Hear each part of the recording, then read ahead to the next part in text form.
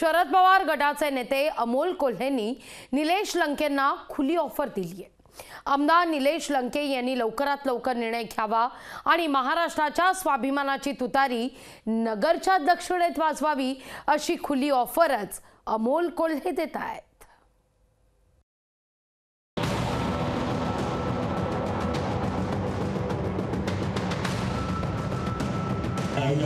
हीच प्रार्थना आहे की महाराष्ट्राच्या स्वाभिमानाची तुतारी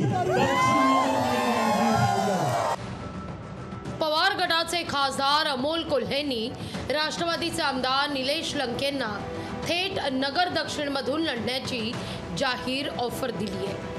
महाराष्ट्राच्या स्वाभिमानाकरता दिल्लीच्या तख्ताला घाम कोणणारा लोकनेता संसदेत यावा अशी जाहीर इच्छा अमोल कोल्हेंनी नगरमध्ये व्यक्त केली। निलेश लंकेंनी नगर दक्षिण लोकसभा मतदारसंघात तुतारी वाजवावी असं आवाहनच अमोल कोल्हेंनी केलंय। असा जर लोकनेता आमच्या खांद्याला खांदा लावून संसदेत आला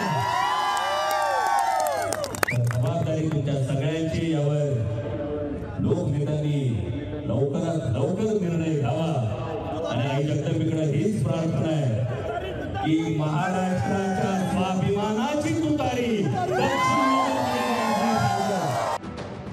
राष्ट्रवादीतले अनेक जण शरद पवार गटासोबत येण्याकरता तयार असून लोकसभा निवडणुकीनंतर अनेक जण शरद पवारांसोबत दिसतील असं भाकीत रोहित पवार वर्तवतायत।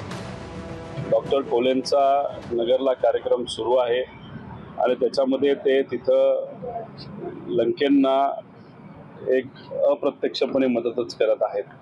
त्यामुळे तिथं जर मदत ही केली जात असेल तर अपेक्षा आहे की विचाराला पक्क राहणं हे पण तितकंच महत्त्वाचं आहे, पण आज त्या बाबतीत काय सांगता येणार नाही।